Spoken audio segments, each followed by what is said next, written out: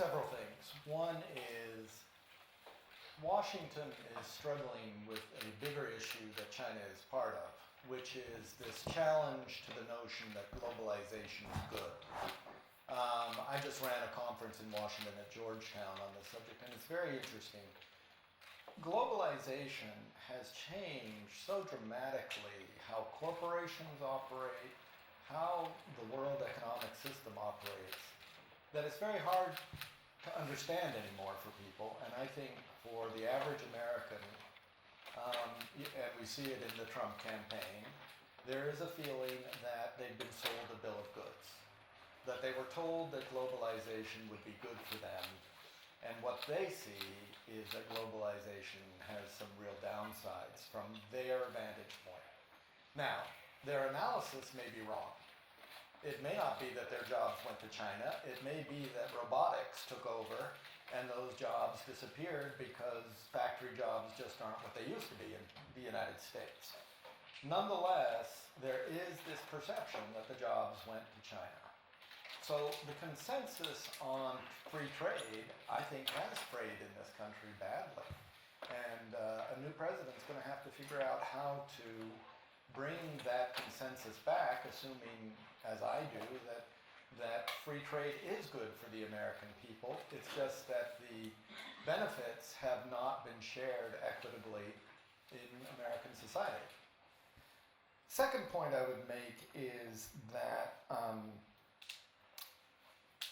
China has changed in a way that has unsettled Washington.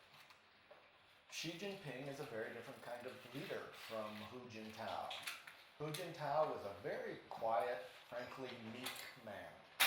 Xi Jinping is an assertive man.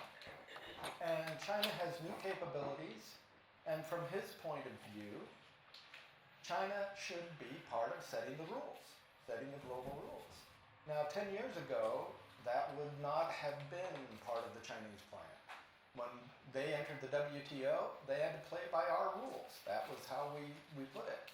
Now the Chinese are sort of saying, wait a minute, we've become the second largest power in the world, second largest economy, and we may become the largest.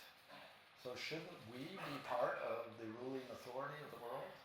And I think that's uncomfortable for Washington. I think people in Washington are not used to being challenged that way in East Asia.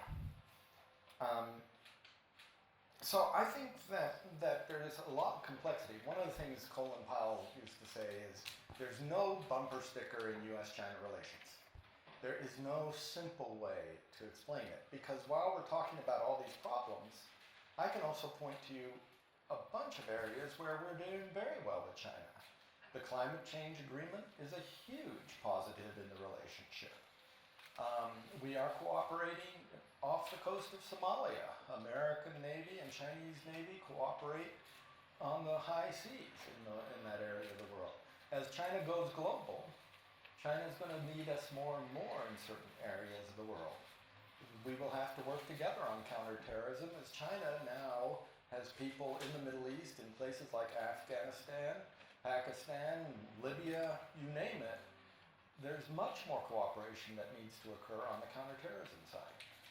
So this is a very mixed picture when you deal with China. There's no simple answers.